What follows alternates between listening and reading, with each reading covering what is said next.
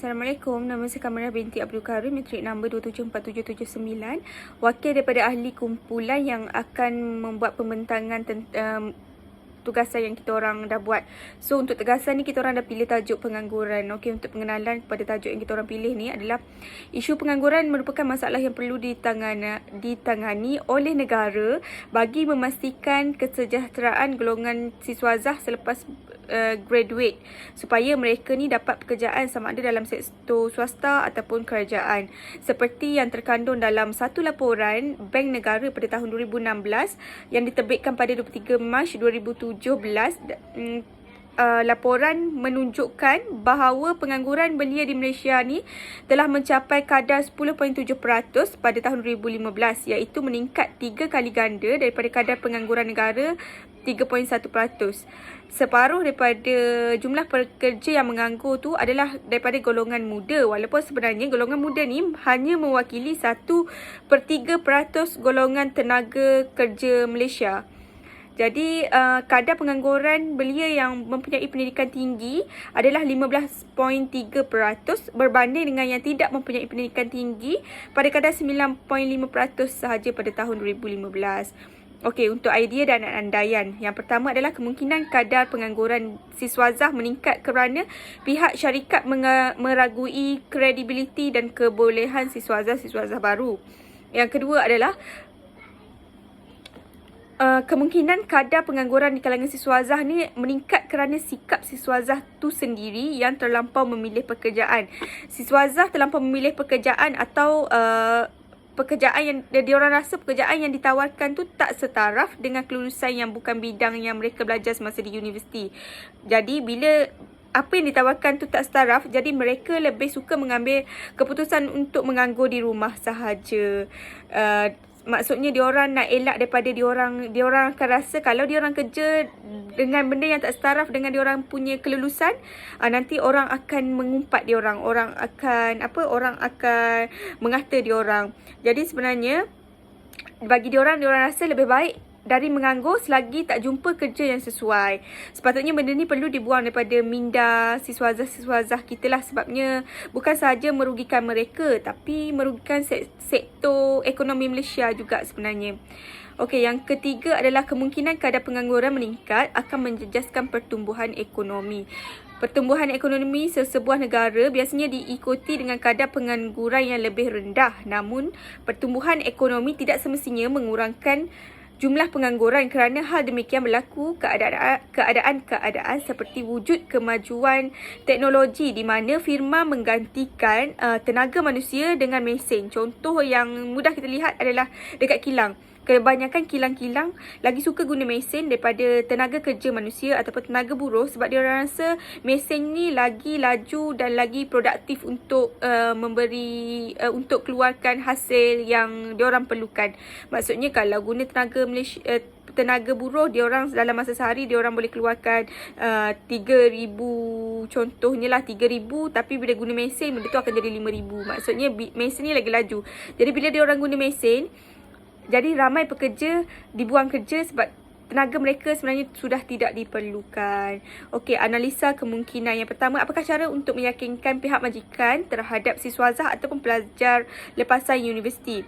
Sepatutnya pihak majikan itu sendiri yang terlalu memilih graduan baru tanpa memberi peluang kepada siswazah. Siswazah tidak mempunyai pengalaman dalam bidang yang diorang iklankan tu. Jadi diorang lebih suka untuk ambil mereka yang dah berpengalaman. Maksudnya analisa kemungkinan yang kedua adalah bagaimana cara untuk mengubah persepsi siswazah itu sendiri. Siswazah malu untuk bekerja di luar bidang, terutamanya dalam bidang kemahiran. Terdapat segelintir daripada mereka yang terlalu memilih gaji berdasarkan tahap pelajaran masing-masing. Malah terdapat juga siswazah yang terlalu mendengar kata-kata ahli keluarga tentang keburukan ataupun takut dicemooh oleh ahli keluarga jika diorang bekerja di luar bidang yang diorang belajar. Yang ketiga, apakah tindakan yang diambil oleh kerajaan bagi menyeimbangkan permintaan siswazah dan penawaran kerja? Peluang pekerjaan yang ditawarkan lebih sedikit berbanding bilangan siswazah terutamanya dalam bidang perkhidmatan. Contoh yang paling besar kita boleh lihat, contohnya bila SPA keluarkan panggil individu untuk ditemuduga. Biasanya individu yang dipanggil untuk ditemuduga tu adalah dalam jumlah yang terlampau ramai. Contohnya 1,000 ke 2,000 orang. Tapi penawaran yang diorang nak ataupun kekosongan pekerjaan yang diorang nak isi tu sebenarnya ada dalam 5-6 macam tu je. Jadi kandidat yang dipanggil untuk temuduga tu terlampau ramai. Yang keempat adalah langkah dalam menggalakkan pertumbuhan ekonomi dengan meningkatkan kemahiran tenaga buruh bagi mengekang masalah pengangguran. Okey, untuk isu ni adalah bekalan tenaga kerja adalah keperluan utama bagi memastikan pertumbuhan ekonomi negara ini berterusan seperti negara-negara lain di mana kekurangan buruh mahir akan memperlahankan peralihan Malaysia ke ekonomi yang berdasarkan pengetahuan. Pendidikan memainkan peranan penting untuk memajukan sumber manusia. Oleh hal yang demikian, kemajuan dalam sistem pendidikan seharusnya menjadi matlamat utama kerana melalui sistem ini lahirnya sumber manusia yang terlatih, produktif dan komited. Okey, untuk dapatan kajian. Dapatan hasil pertama kami adalah siswazah baru tidak diberi peluang untuk mencuba kerana sesetengah majikan berpendapat mereka tidak mahu menanggung sebarang kerugian yang disebabkan oleh kekurangan pengalaman kerja. Bagi mereka, pengalaman adalah penting untuk memudahkan urusan kerja. Pekerja yang berpengalaman tidak perlu menjalani latihan. Maksudnya diorang tak perlu keluarkan kos yang tinggi untuk hantar pekerja baru untuk masuk ke kursus-kursus yang yang diperlukan. Jadi ini sebenarnya bila diorang terlampau memilih ni, majikan sebenarnya mengurangkan kos ianya mengurangkan kos yang ditanggung majikan. Yang hasil yang kedua adalah ramai siswazah terlalu memilih pekerjaan.